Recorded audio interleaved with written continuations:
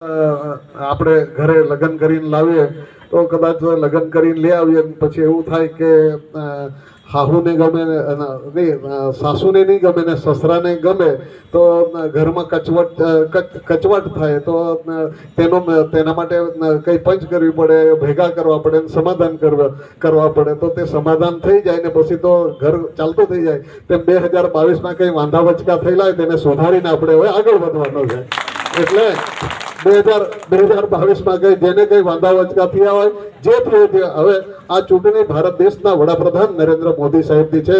400 પાર કરવાની ચૂંટણી છે અને સમગ્ર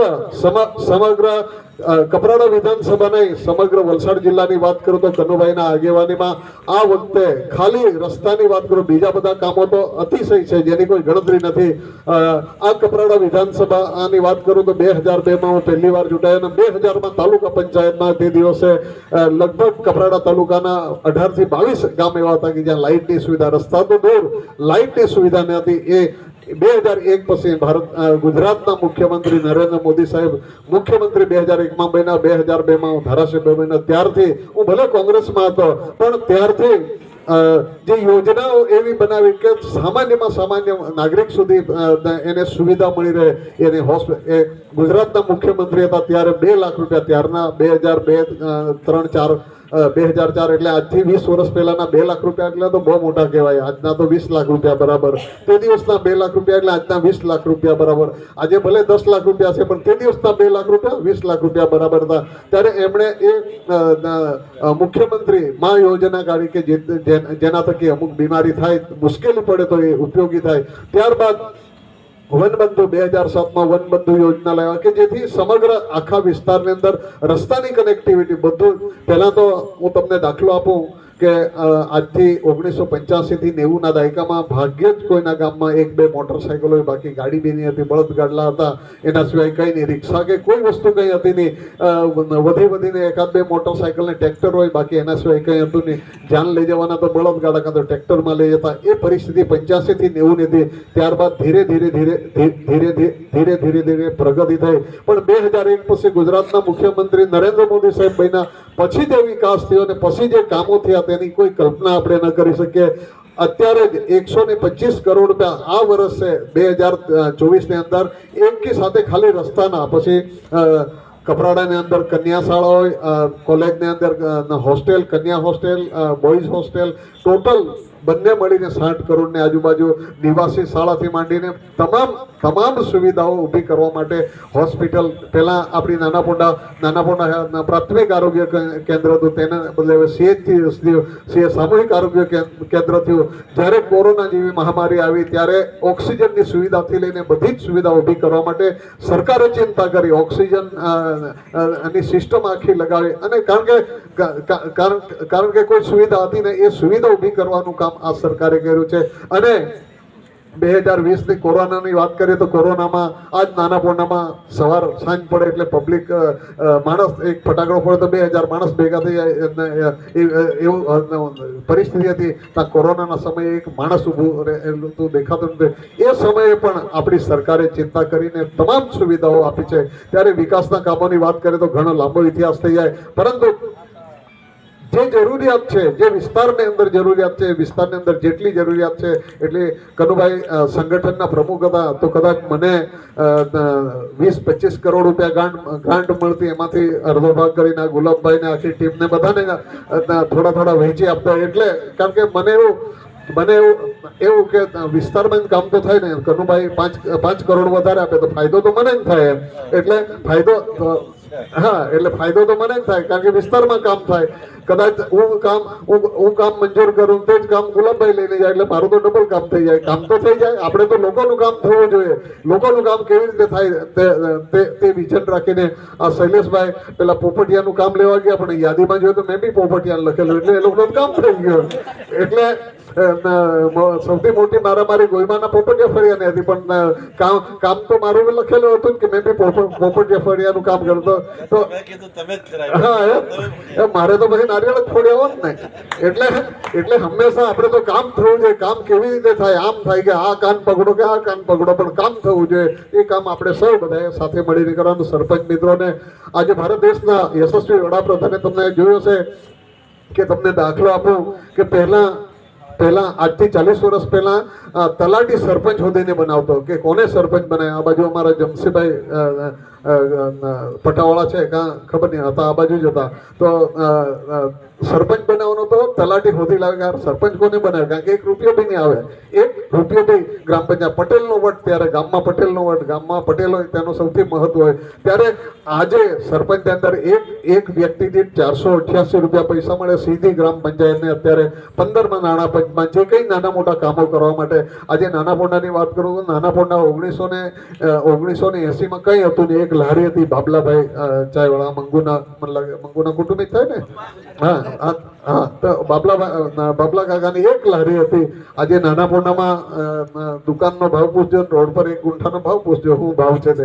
એટલે આજે ક્યાંથી ક્યાં આપણે પહોંચી ગયા અને ક્યાંથી વિકાસની જે ગતિ છે એ સર્વાંગી વિકાસ બધાને. એટલે ખાલી નાના પોંડાનો નહીં, દરેક જગ્યાએ આખા વિસ્તારની અંદર રસ્તા, રોડ, પાણીથી માંડી, લાઇટથી માંડી. લાઇટ તમે જોયો છે, અત્યારે જ કનુભાઈએ નવું એક બજેટ પાસ કર્યું. આ બજેટ સેશનમાં આપણી જે મેન લાઇન છે કોઈ જગ્યાએ ફોલ્ટ થાય, હવે અંડરગ્રાઉન્ડ અંડરગ્રાઉન્ડ આપણી મેન લાઇન એટલે જે જ્યોતિ યોજનાની જે લાઇટ છે એ હવે અંડરગ્રાઉન્ડ છે, અંદરથી લાઇટ નાખવાના, એટલે કોઈ પણ જગ્યાએ ફોલ્ટ નહીં આવે, લાઇટ જરા બી જવાનો કોઈ ઇસ્યુ નહીં આવે. તો એવા ઘણા બધા કામો. લાઇટ 66 કેવી સબસ્ટેશન એ પાનસમાં તમારે બની ગયું. પહેલાં ધરમપુરથી લાઇટ આવતી હતી, અમારે ખડકીથી આવતી હતી, વાપી પારડી ખડકીથી આવતી. હવે કાકડકોપરની 7 કિલોમીટર 5 કિલોમીટરમાં બધે જ સબસ્ટેશન થઈ ગયા. અસ્ટોલ યોજના છે, અસ્ટોલ યોજનાની અંદર નાની મોટી ખામીઓ છે તે અમે ખૂબ ઝડપભેર સુધારી રહ્યા છે. સંપમાં પાણી આવે પણ લોકોના ઘર સુધી નળમાં નહીં આવે, તો તેના માટે 1916 પેલો નંબર ડાયલ નંબર આપ્યો છે 108ની જેમ, એના પર ફોન કરો અને એ લોકો આવીને સુધારે છે. પણ અમને પોતાને પણ ફરિયાદ કરે તો અમે ખૂબ ઝડપભેર એને હાથ પર લઈને ઘર સુધી પાણી કેવી રીતે પહોંચે, કારણ કે એ ટ્રીટમેન્ટ કરેલું પાણી છે. એટલે એ સારામાં સારું પાણી, જેમ બિસ્લરી પાણી છે એ પ્રમાણનું પાણી આવે. એટલે એ પાણી લોકો પછી વચ્ચે હોલ પાડીને શેરડીમાં મૂકી દે ને કંઈ ખેતર કરી મૂકે એવું નહીં કરતા, કારણ કે ખૂબ મોંઘું પાણી છે. એના માટે ખૂબ સરકારે મહેનત કરેલી છે. ત્યારે પાણી, રસ્તા, વીજળીથી માંડીને જે સુવિધા જોઈએ. આ બાજુ કદાચ ખબર નહીં, આ ધગડમાળ ને આજુબાજુ અહીંથી એમ કે 2 કિલોમીટર મોટી નહેર જવાની છે, એવું એક હવા ફૂંકેલી છે. એટલે બધા જીતેંગે ઓર લડેંગે વાળા કહેતા છે ને, એ લોકો જ બનાવેલું છે કે નહીં, हम जीतेंगे लड़ेंगे ने जीतेंगे, એમ કે લડેંગે और जीतेंगे फिर क्या करेंगे, એ તો કે वो तो बताते ही नहीं है. એટલે એ લોકો એમ કે 2 કિલોમીટર નહેર છે તેમાં મારું ઘર બી આવી જતું છે. એટલે હું કઈ ગાંડો છે ને એવી કોઈ યોજના નહીં મળે. અને તેની કલેક્ટરને અને ડીએસપી સાયબર ક્રાઇમને ફરિયાદ કરેલ છે. ટૂંક સમયમાં એનો સ્પષ્ટથી કલેક્ટર પ્રેસ નોટ પણ આપશે. હાવ તદ્દન બોગસ બનાવીને એ લોકોએ મૂકી દીધેલું છે. લોકોને ભડકાવ્યા કરે અને સોશિયલ મીડિયા વાળા ચલાવ્યા કરે કે આવી નહેર જવાની છે, પણ વાસ્તવમાં એના માણસે જ બનાવીને આખું મૂકેલું છે. એટલે આ બધી ખાલી ભડકાવ સોશિયલ મીડિયા પર બનાવીને લોકોને ગેરમાર્ગે દોરવાનું કામ કરીએ. એ લોકોથી સાવધાન, કારણ કે અમે બી 25 વર્ષથી 22 વર્ષથી ધારાસભ્ય છે, કઈ અકલના કઈ ગાંડા થોડા છે, અમને બધી જ ખબર પડી જાય. યોજના નહેર કાઢે તો તેને ગ્રાન્ટ કોને આપવી પડે? આ નાણામંત્રી તો અહીંયા બેઠેલા, પૈસા તો એમના પાસે માગવા પડે. કઈ બી યોજના આવે તો ગુજરાતની કોઈ બી યોજના બનાવી તો એ જાય તો બજેટ મંજૂર કરે તો કોઈ પણ યોજના થાય. ત્યારે આવી ખોટી બોગસ જાહેરાતો કરીને લોકોને ભડકાવીને વોટ લઈ જવાની વાત છે. બાકી કોંગ્રેસમાં કેટલા વોટ મળે તે તો હું લડી ચૂક્યો, એટલે મને જ ખબર છે, મારે કહેવાની જરૂર નહીં મળે. હમે પક્ષમાં હું લડીને જ આવ્યો છે. 2019માં હું જાતે જ લડેલો. કેટલા વોટ મળે ને શું થાય બધી મને ખબર છે. એને ખબર નહીં મળે તો ભડક્યા કરતો છે, ફરવા દે, એને ખબર પડી જશે. એ તો 4 જૂને રિઝલ્ટ આવે તે દિવસે ખબર પડશે. એટલે આવા લોકોથી સાવધાન રહીને આપણી સરકાર, ભારતીય જનતા પાर्टीની સરકાર, રાજ્ય અમારા જંગલમાં ચૈતા બાબા કહેતા કે ભાજપેची જ્યાંનું સરકાર આલી તો જુલેપાसून દિલ્હી સુધી, ભાજપે એટલે તે ભાજપ નહીં કહેતો, ચૈતા બાબા નહીં મળે, સ્વર્ગસ્થ થઈ ગયો, પણ ભાજપેची જ્યાંનું સરકાર આવી તો જુલેપાसून દિલ્હી સુધી, એટલે ગ્રામ પંચાયતથી દિલ્હી સુધી બધી સરકાર આપણી છે. કોઈ ચિંતા કરવાની કઈ જરૂર નથી. કોઈ ન તો ન તો કોઈ આરક્ષણ એટલે કે આપણું જે રિઝર્વેશન છે, રિઝર્વેશન એમ કે આ ભાજપને 400 સીટ આવે એટલે રિઝર્વેશન એટલે અનામત એમ કે કાઢી નાખે. કોઈ બાપની તાકાત નથી. કોઈની બી ભાજપની સરકાર હોય કે કોંગ્રેસની સરકાર હોય, કોઈની સરકારની તાકાત નથી. બાબા સાહેબ આંબેડકરે જે બંધારણ બનાવેલું છે એટલું મજબૂત બંધારણ છે કે કોઈ એને હલાવી ન શકે, એને કોઈ તોડી ન શકે એવું બંધારણ બનાવીને આપેલું છે. એટલે કોઈની તાકાત નહીં મળે કે કોઈ અનામત નીકળી જાય કે કોઈ અનામત કાઢી શકે. એટલે એ બધી ભડકાઉ વાતોમાં પડવાની, એ તો મત મેળવવા માટે કાંઈ ને કાંઈ ગોગલી નાખવું પડે. આમાં આપણે રાજકારણની ભાષામાં ગોગલી નાખવાની, એટલે એમાંથી જે મેળ પડે તેટલું પાડી લેવાનું, એ વાત છે. બાકી એના સિવાય બીજું કંઈ છે નહીં. તો આપ સૌ તમામ કાર્યકર્તાની વિનંતી, આવી બાબતોમાં કંઈ પડવાનું જરૂર નથી. ને આપણે સાવધાનીથી આપણા કાર્યકર્તાએ ઘર ઘર સુધીને ભારતીય જનતા પાર્ટીને, એટલે ભારતીય જનતા પાર્ટીના યશસ્વી વડાપ્રધાન નરેન્દ્ર મોદી ત્રીજી વાર એટલે હેટ્રિક મારવાના છે. એ તો વડાપ્રધાન તો નિશ્ચિત જ છે.